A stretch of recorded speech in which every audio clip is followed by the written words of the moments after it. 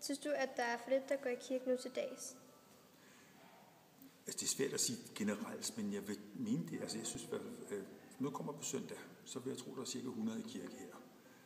Kirken har plads til 220 mennesker, så det vil sige, at det ser ret fuldt ud.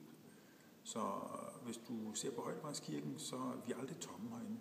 Vi har ikke det, der hedder messefald, det vil sige, at der slet ikke kommer nogen til en gudstjeneste. Det kan du finde ude på landet, hvor der pludselig så overhovedet ikke er nogen. Og så siger folk, at det er jo tomme kirker. Det, man skal regne ud, når man snakker om de her tomme kirker, det er, hvor mange mennesker er der i området. Vi har i vores sogn, det er den grænse, man lægger rundt, der har vi cirka 8.000 mennesker, som så skal vælge om at komme i kirke eller ikke komme i kirke. Men hvis du bor ude på landet, hvor der måske er 400 mennesker, så kan du godt se, hvis nu kommer 4 mennesker af de 400, det er altså 1%. Og det vil sige, at virkeligheden er 4 mennesker måske meget flot, hvis man skal regne ud på den måde. Altså det er mere, hvordan regner vi tallene ud? Altså det er mere for ikke at være uretfærdigt, når folk siger, at de er tomme kirker. Men nogle steder er der altså ikke så mange mennesker. Og derfor kan man ikke regne med, at der kommer kolossalt mange mennesker til hver eneste søndag. Så vil de så komme, hvis det er en landsby, når der er specielle ting, ikke? Altså når de har høstfest, så kommer de sikkert alle sammen. Eller en stor del af dem, ikke? Altså, men i virkeligheden så er 4 mennesker i en kirke ude på landet måske enormt flot, hvis vi skal se det på landsplan, ikke? Altså, men det er der ikke nogen, der snakker om. Det er ikke det, må vi tælle, hvis vi snakker bare om tomme kirker. I virkeligheden så er det måske meget flot. Og så har jeg meget at gøre med kirker i udlandet. Der er kirker særligt i Kina, som jeg gør meget ud af lige nu, fordi jeg har meget med en kinesisk menighed at gøre. Og de laver megachurches. Det er et amerikansk fænomen.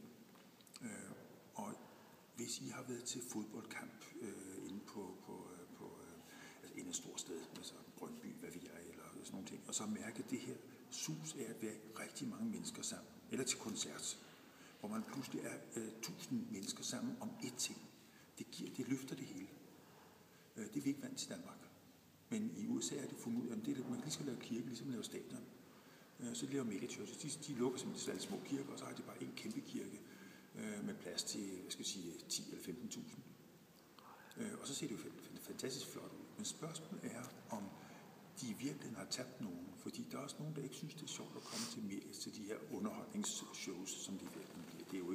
Det er jo gudstjenester med enormt meget underholdning, med store bands, der spiller, og folk, der er rigtig dygtige. De har jo råd til at også få folk ind, som kan noget specielt. Tror du, at hvis man laver alt det der, at man så vil få flere folk til kirken, f.eks. i Danmark? Det er det, som jeg tror, at hvis man kunne gøre det, i stedet for et enten eller, kunne lave et både og. Men det er bare slet ikke vores struktur i Danmark. For jeg tror, at folkekirken vil have godt af. Hvis nu forestilles, at vi en søndag lukker alle kirker i København, og så nu samles vi et sted, så siger folk, hvordan skulle det være henne? Fordi hvis du lader alle folk sammen, der gik i kirke en søndag, så har vi ikke nogen kirke, der er stor nok. Vi bliver nødt til at finde et andet sted. Fordi faktisk går der mange kirke. Men fordi vi har så mange bitte små kirker, og jeg har garanteret hørt om kirkelukninger, fordi vi har simpelthen for mange kirker. Altså de ligger for tæt inde på Vesterbro. Det var dengang, der var baggård og sådan noget, første, anden og tredje baggård. Og sådan folk boede tæt ved sådan en anden. Og derfor er der så også flere mennesker, der at tage til at gå i kirke. Og det må man renovere væk. De er jo revet væk. Sådan så man har bedre luft og lys og en ordentlig baggård, man kan have planter og sådan noget. Ikke? Og det vil sige, at der er ikke så mange mennesker. Og der er reelt er der for mange kirker nogle steder.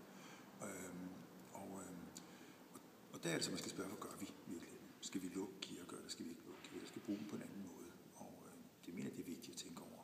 Men generelt set vil jeg påstå, at det ikke er så galt fat med danskers måde at gå i kirke på. Så folkekirken fylder ret meget i en normal danskers hverdag, eller? Ikke i hverdagen. Men I vil kalde det underbevidstheden. Altså en bevidsthed om, at den er der. Hvis du for eksempel pludselig kom nogen, der siger, at nu skulle Højdebrandskirken bare rives ned, det vil få et ramaskrig, fordi det gør man ikke. Man river ikke den her kirke ned. Det er min familiekirke, siger folk. Jeg er døbt der, jeg er konfirmeret der, og jeg vil gerne giftes der. Det var ikke ret mange gange. De døbte en gang, og de konfirmerede en gang, og så er det sådan små ting til familiefester. Men det er deres familiekirkested, og det skal man respektere. Og det er jo så, når vi nu på søndag har en tvilling i dåb her, ikke? Så ville de egentlig gerne have været ude i Valby, i Jesuskirken, for det er der, de kommer fra. Det var deres kirke, men siger, nej, nu er vi flyttet hertil, og måske skal vi vælge. De står sådan der valg her, fordi for dem er Jesuskirken deres kirke. Men nu bor de på Amager, og det er ligesom at flytte skole, og sådan, det er svært at gøre sådan noget, ikke? Og så står kommer sådan lige træder vand, hvad skal vi nu finde på, men jeg tror, de bliver glade for at komme her. Er der mange, som melder sig ud af folkekirken i øjeblikket? Der er lige nu en hel del, der melder sig ud af folkekirken. Og der er 2 grunde til det. Den ene grund er økonomien. Hvordan kan det være? Det er fordi, at folks økonomi er dårlig. Og så skal du spare. Hvor kan jeg spare henne? Okay, jeg kan spare der. Fordi det hedder kirkeskat, men det er ikke skat. Det er et forkert ord. Det er medlemsbidrag. Og altså, du kommer til en anden ting også. Det er en meget, meget kraftig hets imod folkekirken lige nu, som er ret uhørt. Drevet af nogle meget dygtige folk. De kalder sig for humanister. I virkeligheden så er det, kender I ordet ateist? Ja. Altså, det er nogen, der nægter at tro på Gud. Ikke? Altså, jeg tror på Gud, derfor så er jeg ateist. Det ord bruger man ikke på den måde. Men altså dem, der siger, at der findes ingen Gud. Og det er i orden. Problemet er bare, hvis de vil bestemme over andre. Det er i orden, at man har den personlige mening. Men af en eller anden grund, så er det, der hedder humanister. Jeg er også humanist, men jeg tror på Gud. Humanist betyder bare, at man er menneskelig. Human, ikke? Altså, så det er et meget mærkeligt ord, de har taget, og så taget patent på det og lavet som om, det her, det er et godt ting. For at være humanist, så skal man være aggressiv over for dem, der tror på Gud. Det er også dem, der påstår, at hvis alle problemer i verden blev løst, hvis der ikke var religion, vil det også være sludder, fordi det er ikke religionen, der laver problemerne, det er mennesker. Mennesker kan bruge alt muligt. Man kan bruge staten eller sådan ting til at lave problemer, men man kan være national problematisk, ikke? Altså, og man kan være religiøst problematisk, og man kan være alt muligt problematisk. Men det er mennesker, der laver krig, det er altså ikke, det er ikke kirkerne, eller det er ikke kulturen, der laver krig, men man kan bruge kulturen til at lave krig med. Tror du, at den nye... Så hvis vi lige går tilbage til det med det her med, at de laver, altså for ikke ret mange uger siden, der var der i Søndagsavisen sådan nogle kurver, hvor jeg kan se, at statens udgifter til folkekirken stiger. Man så sådan en tegn, der gik op, ikke? Og så stod der, at medlemstal dykker. Og det som folk tror, det er sådan, hvis nu vi kunne spare den kirkeskat væk, bruge den til noget andet til skolerne, så vil det jo vældig godt. Og det er simpelthen det, som er ideen med den, at folkekirken rutter med pengene. Men det er ikke statspenge. Det har der aldrig været. Det er medlemspenge. Og i virkeligheden så er det medlemspenge. Hvis du engang bliver medlem af folkekirken, altså hvis du er medlem af folkekirken og begynder at betale kirkeskat, når du begynder at arbejde, ikke også, så betaler du til for eksempel, at vor Frelser Kirke, at den er, som den er i dag, hvor tusindvis af turister kommer til. Den er jo specielt med Snodetårnet. Det kostede 40 millioner at reparere tårnet, og 75 millioner at rette gulvet op, efter at metroen kom. Fordi der bevægede det var skævt i forvejen. Det blev rigtig skævt, da metroen blev bygget, fordi så sank det endnu mere. Og det har medlemmerne betalt. Det er ikke staten, der betaler det.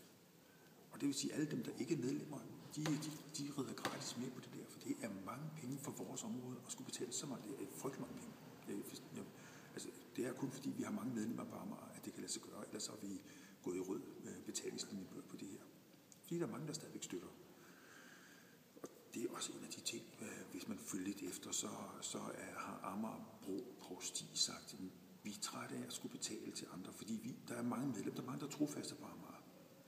Men vores kirke her har cirka 7 millioner i en medlemsbidrag, hvor vi bruger de 4 selv på Amager. Der går altså 3 millioner ind til centrum. Og det er fint nok, fordi de er fattigere inde på Vesterbro. Det der at sige, de er for mange kirker i forhold til de mennesker, der er. Men man kan ikke bare bestemme over andres penge. Altså, vi kan godt have lov til at være medbestemmende. Altså, der var en sag for noget siden, og det er en af de her pinlige sager her, hvor man køber designermøbler ind i domkirken, fordi man er en domkirke, man er fin. Men hvis ikke man har penge til det, skal man altså ikke investere i dyre ting. Jeg mener ikke, man får bedre kirke, hvis man har designermøbler. Det er ikke det, der gør kirken. Det er noget helt andet. Det er livet inde i det, der sker. Det, man laver i natkirken, for eksempel glimrende. Hvis I kommer ind torsdag aften til domkirken, så gå ind i natkirken. Det er en god måde at bruge penge på. Men designermøbler er jeg ret ligeglad med. Det var det der spørgsmål, altså med om folk melder sig ud. Og det er der altså folk, der gør. Der er 2 ting. Der er simpelthen hjemmeøkonomien, og det kan jeg godt forstå. Og så er der altså en meget mærkelig hets imod, at vi misbruger statens penge. Det gør vi altså ikke. Det går den modsatte vej. Folkekirken betaler penge, som jeg mener, at staten skulle betale. Frelser Kirke skulle ikke være folkekirkens opgave. Det er et nationalt klenodie. Du kan ikke bare stoppe det og sige, vi river den for dyr. Vi vil ikke bruge alle de der millioner kroner på den der bygning. Det kan vi ikke. Så. Og det samme gælder Christianskirken og alle de der flotte, store kirker, som turisterne kommer og kigger på og nyder, og som gør, at folk kommer til Danmark. Wonderful Copenhagen. Rundetårn er en kirke, det ved I måske slet ikke. Er det ikke Træenigheden? Trinitetiskirken. Ja. Træenighedskirken, ja. Jeg tror, at Rundetårn er adskilt fra, at vi ikke betaler til den der, fordi den er så speciel, men det er en kirke, det er kirketårn. Glemmer bare at se det, tror jeg. Tror du, at folk vælger at melde sig ud af folkekirken på grund af det med, at der kommer en ny lov om homoseksuelle vielser?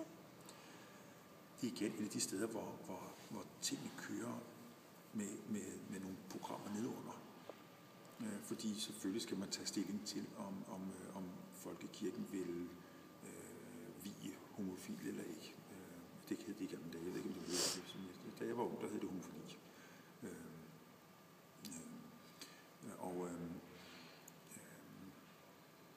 Og det er i orden, hvis man snakker om det i kirken. Hvad skal vi gøre? Fordi der er folk, der gerne vil giftes i kirken. 2 mænd, som holder af hinanden og som gerne vil giftes. Og hvad skal vi så stille op med det? Det skal kirken finde ud af. Men det er ikke i orden, at andre skal bestemme over, hvad kirken skal bestemme. Og det er der begynder at blive rigtig mærkeligt. Fordi du kan faktisk ikke blive viet homofilt på Rådhuset. Du får det, der hedder en registreret partnerskab. De kalder det simpelthen noget andet. Hvorfor skal vi have bryllup i kirken, når det hedder registreret partnerskab på Rådhuset? Hvorfor skulle det ikke hedde bryllup der? Hvorfor skal staten ikke gå forud? Fordi staten er jo ikke, der er ikke nogle spørgsmål om det, som de kan spørge. Og så andet, langt mere vigtigt spørgsmål. Hvorfor er det folkekirken, som staten skal bestemme over? Og ikke alle de andre kirker, der også har vielsesret. For eksempel Baptistkirken. Når en baptistpræst holder en vielse der, så bliver den lovmæssigt registreret i staten. Eller når muslimerne gør det. Der er 2 registrerede muslimske grupper, som har ret, så vidt jeg ved, for nu er det ikke mit område, men som har ret til at holde vielser. Hvorfor skal de så ikke også pålægges at have registreret partnerskab ind under den hat, som hedder deres bryllup? Det er der ikke nogen, der vil ture. Men hvorfor skal man sige, hvorfor er det kun det ene kirkesamfund, der skal pålægge sådan ting? Hvorfor skal de andre ikke have det samme spørgsmål? Og det samme krav? Fordi vi er ikke staten. Det er medlemmerne, der betaler for vores kirke. Hvorfor skal det så være pludselig, at staten blander sig i vores medlemmers måde at have, altså det fællesskab, som vi har? Fordi det er ikke en statskirke. Og det er der, hvor nogen går rigtig, rigtig forkert. De tror, at vi har en statskirke. Det har vi ikke. Vi har en medlemskirke. Hvad er din holdning til homoseksuelle vielser? Jeg mener, at man er startet helt forkert. Når du har bryllup i kirken, mand og dame, der står heroppe foran og skal sige ja til hinanden, så har du et basis. Du kan læse op fra en tekst til Jesus kom til bryllup i Kana. Når du har barnedåb, så har du tydeligt udsagn. Jesus står og siger, at de små børn kommer til mig, osv. I det, I døber dem i faderens og søndens helligåndens navn. Okay, vi kan lige læse op af Bibelen og sige, det står her, værsgo. Når der er konfirmation, så har du Jesus som 12-årig i templet. Når du har begravelser, så hører du om begravelser i Bibelen. Du kan læse op fra Bibelen om ting, der handler om det her. Men når vi kommer til registreret partnerskab, så har vi ingen tekster. Vi bliver nødt til at snakke som almen bredt om kærlighed, og det kan man altid gøre. Men det er for første gang, vi skal lave et ritual, som ikke har noget nytestamentlig tekstbaggrund. Og jeg mener, man skulle stoppe det og sige, nej, vi laver ikke ritualer for noget, som man ikke har nogen basis for. Altså man kan ikke læse op fra Bibelen, for vi er faktisk nødt til at vælge tekster fra. Man kan ikke bare bruge teksterne til bryllup. I begyndelsen skabte Gud himmel og jorden, og alt muligt, så siger han, lad os skabe mennesket i vores billede, som ligner os, og Gud skabte i sit billede skabte en mand og kvinde. Ikke? Altså, den tekst, det bruger, det er Gud velsignet. Den tekst kan ikke bruges selvfølgelig, fordi det er jo ikke mand og kvinde, det er kvinde og kvinde, der står deroppe. Og det vil sige, at vi skal have den tekst ud, skal vi finde på noget andet af Gud og kærlighed, og det er også rigtigt nok, det står også i Bibelen. Men det er sådan set ikke noget med den situation, man lige står i der. Gud altid er kærlighed. Men det vil sige, at man skal opfinde noget nyt. Man skal lave nogle tekster, som ikke har med sagen at gøre. Og min pointe er, at hvis vi først har åbnet det, og det har vi gjort nu, det bliver som det her, jeg tror ikke, man kan komme ud af det. Så hvad så med for eksempel hundebegravelser? Du smiler lidt. Men hvorfor